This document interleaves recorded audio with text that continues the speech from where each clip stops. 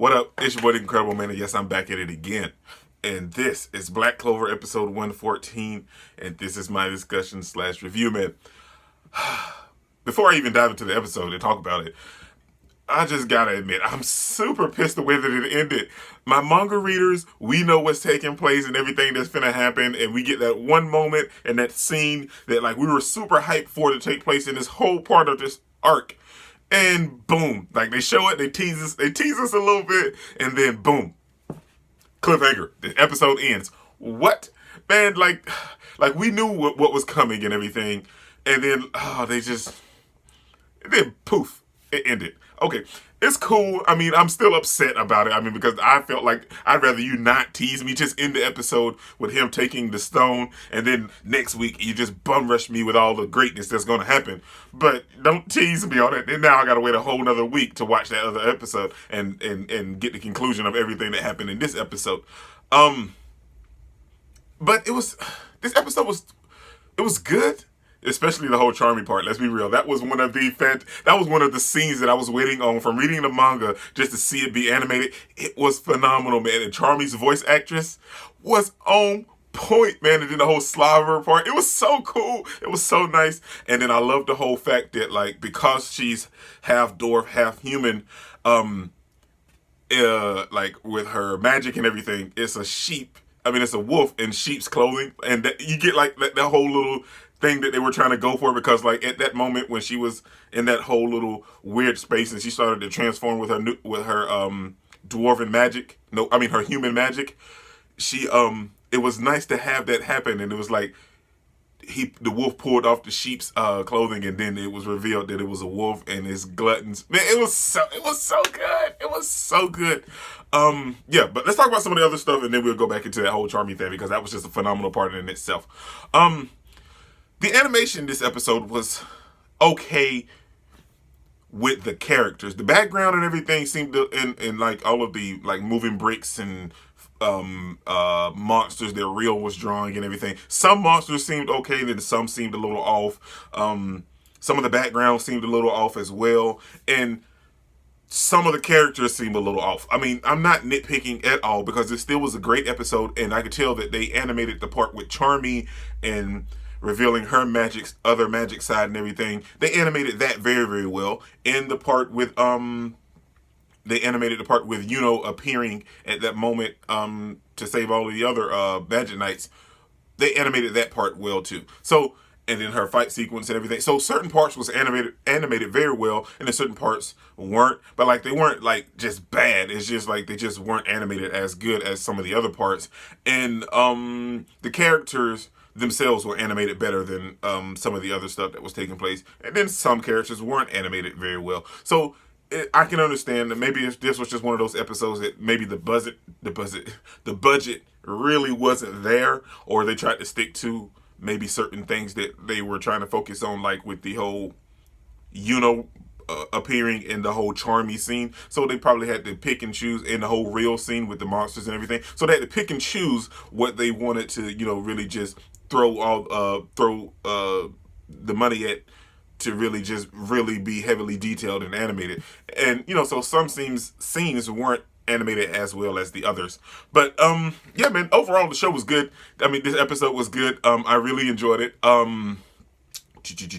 Let's just dive right into it, man. So we pick up right after last week's episode, and we see the Black Bulls continuing to deal with all the elves that's outside of the palace and everything. And they weren't losing, but they weren't winning either. So, and then at that moment, Lux senses some magic coming, and poof, pop, bam, it turns out it is Yuno. So it's so good to have Yuno back on screen. We've missed Yuno for a couple episodes now, and it's nice to have him back on screen. And when he appeared with all of the other magic knights, it was a nice little wide shot showing all of the some of the other characters that isn't as significant as some of the main stars, but they showed them anyway, and it was nice to see that go about that way. And we have a bunch of the other people shocked and surprised, especially like Zora and Vanessa, to see that he gathered so many magic knights in such a short amount of time to help save the kingdom. And then was bossing out orders and commands, so it was nice. So then we see Charmy trying to feed him food, and he was like, no, I don't have time. But then he starts to eat it, and everyone else is enjoying the food as well. And he realizes that it restores your mana as you eat it. And then everyone tells him that Asta and all of the other captains are inside the little black castle that's just over there, just looking all weird like. So all of a sudden, then his magic stone necklace charm or whatever starts a beam of light and ejects into the castle, and it opens up, and then we see him riding the way with his wind going in there, and we see Charmy attached to his back. I want to focus on something else, but I don't want to. I feel like if I dive into that, I would have to explain and everything. So I'm going to leave that alone right now. So I'll just focus on it when it actually happens. I don't want to talk about it right now. So they get in there and they get separated like everybody else did. But like, I really want to focus on that because then I want to talk about Fana and Noelle fight. Now, I loved the Fana and Noelle fight. It wasn't like they didn't really do too much about it, and they'll probably pick up some more on it next week. But we had Noelle really putting the things to Fana. Like, she was showing that she could outmaneuver her, and with her being the original Fana and not the one from the Diamond Kingdom, Noelle thought she could release her ultimate magic and just go full force. So it was nice to see this version of Noelle and not have her be like, oh no, I don't want to use my powers, it feels so weird. So now, with her brothers and her sister finally accepting her, and everybody else already recognized her. So having her in that moment, and her having the whole Valkyrie armor, and her being content with herself, and finally on good footing and good ground with her siblings, she unleashes her magic. She's open to a fight. This is a different Noelle, and it's nice to see that. And they even made that known with the fight. Like, she fought different and everything. So that was nice for Black Clover to put that out there. And, then she attacked her, and she was like, oh no. And then she was like, so she was wishing for Asta to be there. So we still had the hints of the regular Noelle, but it was nice to see her be a different Noelle as well with this fight scene. We have Asta and Mimosa. They're having their whole little scene with Real. Well, not Real, like the elven version of Real with the paint magic, and he's still warped and twisted because some stuff going on with that. And they're having their whole fight sequence, and Asta he really can't keep up because Real is painting so many monsters, and he can't really go into his black form because he wasn't sure if he'd be able to really land a hit on Elven Real. So he didn't really do that, so he was just trying to defend Mimosa and keep the attacks from attacking her and everything. And even Mimosa was fighting back, but she's limited to what she could do, so Asta had to defend her a little bit.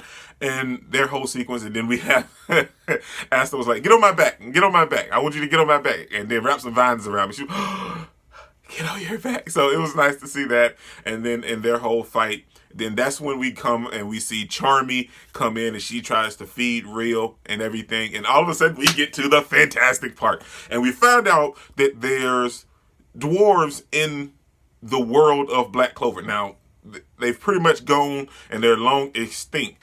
But, I mean, that really can't be like too accurate though, right? Because at the same time, even as a manga reader, it questioned me because Charmy's young. She's 20-something. She's not super old. So within that short time span of those years, that's when the dwarves went missing or disappeared. So it's so weird, but it's always nice to have the world expand upon what we already know. Like, now we've got introduced to the elves and something else that's coming, and the dwarves. So it's nice to have all that take place in this anime because the world is so much bigger than what you expect.